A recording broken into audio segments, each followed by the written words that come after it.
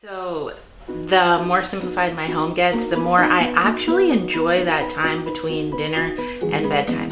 I used to dread that. You know, it was washing all the dishes for the day, cleaning up from dinner. For some reason, we would avoid laundry all day, so it would be oftentimes laundry in that time, plus getting everyone ready for bed, plus we're just tired. It was a lot in just a few hours. Well, I want to share with you what that time looks like for us now, the time between dinner and bedtime, now that we have worked really hard to try to simplify our home. But first, welcome to our simplified home with me, Candace. If you haven't been here before, I'm married to Adele. We have 3 kids, 9.5, 6.5, and 2.5. And if you haven't yet, subscribe so that I know you're out there and that we are really in conversation with each other. In the meantime, let's go check out what happened after dinner. Okay. So dinner is done. We had a really easy 1-pan meal. It was fried rice. I'm sure it was not like some authentic recipe, but it was good and it was in 1 pan, so that's a bonus. So there's not much going on the table. So the big kids are responsible for cleaning up after dinner, like dealing with the table and the floor around the table. Abdel and I switch off between who takes care of the kitchen and who helps our 2.5-year-old get ready for bed. Tonight, it is my turn in the kitchen. And here's one really big difference that I have noticed in this journey to simplify now that things are finally a little more simpler in our home. We have a whole set of dishes in the event that someday the country will open up again and we can have people over for dinner. So we do have a full set of dishes, but what is accessible to us in the kitchen is just 5 plates, 5 bowls, and then some random snack plates and snack bowls that we use during the day if the kids are having crackers or something. But anyway, it's just those 5 plates and 5 bowls mostly, and the rest of the dish set are in the basement in a box. So after dinner time, the only dishes that we really have to deal with are the 5 bowls and the 5 spoons and the glasses and the pan that I cooked dinner in. Because the amount of dishes is so reduced, I don't feel stressed out when I go look out into the living room and I see children just spinning around. I'm not stressed out by that anymore.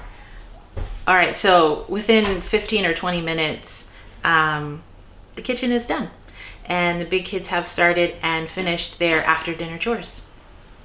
Now we are going to work together to straighten up the living room.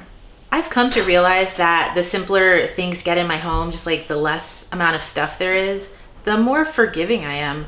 The more forgiving I am of my family and me and the way that we use our home. In the past, I would spend a lot of time in the evening cleaning up everything, straightening things, moving things around, just managing all the stuff that I felt like I didn't get to during the day. Now that there's less stuff, I feel like there's less potential for disorganization and I can kind of chill out. I can kind of relax about this stuff. So within 15 minutes or so, we have straightened up the living room and we're done. So if you've watched any video that I have ever put on this channel, then you've probably heard me say that I think of family minimalism as a tool. Yes, it helps you manage your stuff and be mindful of the way you use stuff in your home.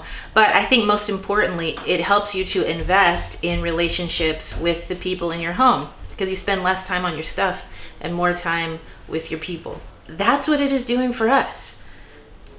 It's only 6:30 p.m. and we have done all the work that I really feel is necessary after dinner time. We've gotten the kitchen covered and we have the living room covered and the dining area.